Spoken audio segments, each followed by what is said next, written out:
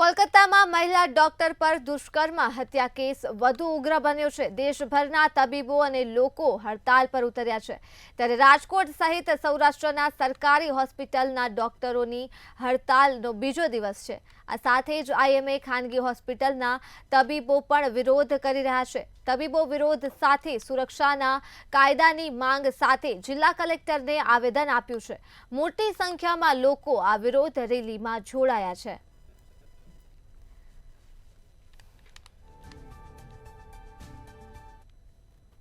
કોલકાતામાં જે પ્રકારની દુષ્કર્મ અને હત્યાની ઘટના ઘટી તેના ગહેરા પડઘા છે તે સમગ્ર દેશમાં પડ્યા છે। રાજકોટના દ્રશ્યો આપણે દેખાડવા માંગીશ।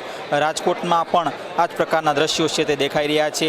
રાજકોટમાં પણ ડૉક્ટર્સને આક્રોશ અત્યારે છે અને મહત્ત્વની બાબત એ છે કે જ્યાં સુધી આ જે દુષ્કર્મી નહીં પકડાય અને કાર્યવાહી નહીં થાય, એક સખતમાં સખત કાર્યવાહી થવી જોઈએ, આ પ્રકારની ડૉક્ટરની સ્પષ્ટ માંગણી છે। આપણી સાથે જે જુનિયર અને સિનિયર ડૉક્ટર્સ જોડાણા છે એમની સાથે વાત કરશું, તેઓ શું કહી રહ્યા છે, શું કહેશો।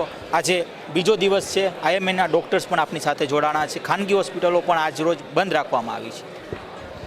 મુખ્ય આજે પ્રોટેસ્ટનું જે કંઈ પણ કારણ છે કે જે પીડિતા છે અને પીડિતાનો પરિવાર છે એને યોગ્ય ન્યાય મળે અને આ જે કોઈ પણ ઘટના બની છે એને નિષ્પક્ષ રીતે જોવામાં આવે, એ માટે જ મેઇન તો જે પ્રોટેસ્ટનો મુખ્ય હેતુ રહેલો છે।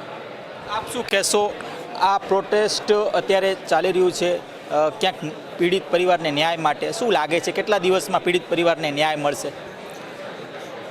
આ પીડિત પરિવારને હું તો કહું જલ્દીમાં જલ્દી 24 થી 48 કલાકમાં જે પણ આરોપીઓ જે સંડોવાયેલા છે આ કૃત્યમાં તેને પકડી પાડી અને કડકમાં કડક ફાંસીની સજા દેવી જોઈએ અને સમાજમાં એવું ઉદાહરણ પ્રસ્થાપિત કરવું જોઈએ જેથી બીજી વાર કોઈ પણ વ્યક્તિ આ ઘટના કરતાં પહેલાં 100 વખત વિચાર કરે। સંખ્યા છે, શું કહેશો, ખાસ તો પીડિત પરિવારને લાગે છે ક્યાર સુધીમાં ન્યાય મળે?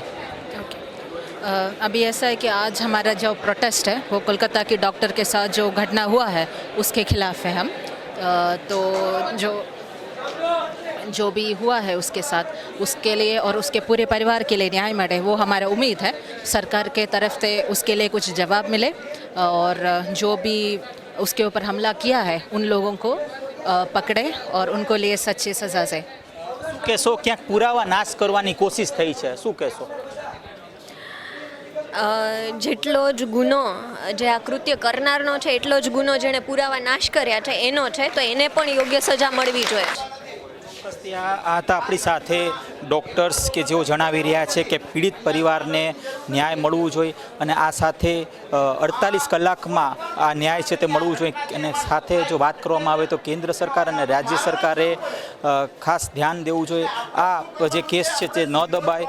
એક અત્યારે પ્રોટેસ્ટના ભાગરૂપે અત્યારે તમામ ડૉક્ટર્સની સ્પષ્ટ માંગણી છે કે વહેલી તકે આ પીડિત પરિવારને ન્યાય મળે। જી।